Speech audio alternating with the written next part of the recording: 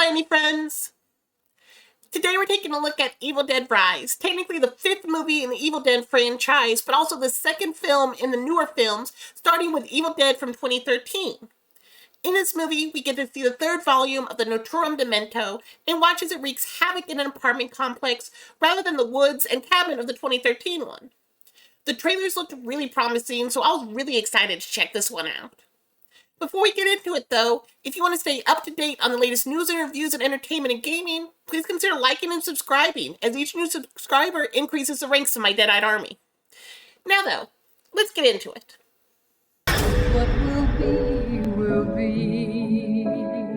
Starting this off, I want to give all the praise that I can to Alyssa Sutherland, who plays Ellie, our Dead-Eyed mom from the trailers and the main antagonist of this film. You can tell from every scene she is in that she is absolutely having a blast with this, and I feel that really brings a lot to this movie. She is a standout from the rest of the cast, who do okay given the circumstances, but she really steals the show, and unfortunately that had the rest of the cast feeling rather bland to me. Normally when you see movies like this, there's the person you root for to live and the people you root for to die a violent and horrible death. And I just really felt myself rooting for the Deadites in the majority of this. Not that any of the actors did bad or gave bad performances, there just wasn't much given to them to really make them shine for me. Open up now. You don't look so good, Mom. Nothing a big old kiss from you won't fix. The plot of the movie is once again what you'd expect from an Evil Dead movie, though I did think that the beginning was done really well. We start with a bit of a horror show and then flash back to the day prior. One thing I like is that they didn't have the characters stupidly reading Latin from an obviously cursed book. The son Danny, played by Morgan Davies, actually finds it and accidentally cuts his hand, dropping blood on it, before listening to some phonograph records which he found. They contain old priests saying incantations and thus activate the book.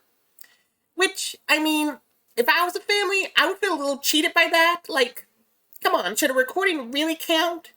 But then again, we are dealing with evil forces and demons, so when have they ever really played fair? After this is when things pick up, and it goes pretty hard pretty quickly and turns into a rather gruesome bloodbath. Normally when it comes to horror movies, I tend to prefer slashers over evil demon stuff, but the amount of pure body horror grotesqueness and scenes that made even me squeamish were really impressive. I'm not really the squeamish type when it comes to blood, guts, and gore, but there were a few moments where even I felt my skin crawl. Which does lead me into my next praise for the movie, which is the practical effects. I really love them, for the most part. They are done extremely well and extremely gruesomely. This movie would not be as good as it is if they had over-relied on CGI instead of the heavy lean into the practical. The one area that I do feel was lacking a bit was the final segment of the movie and the final Deadite. To me, the gold standard for using CGI and practical effects is still Jurassic Park. I mean, those dinosaurs felt so real and even now hold up. That little Flandy was so upset that I couldn't go to the murderous dino park and pet the dinos, and depressed adult Flandy is upset that I can't go there for, other reasons. That being said, I do think a bit of CGI to smooth out some of the roughness of the final monstrosity could have helped it a long way, as the final segment to me was probably the weakest aspect of the movie.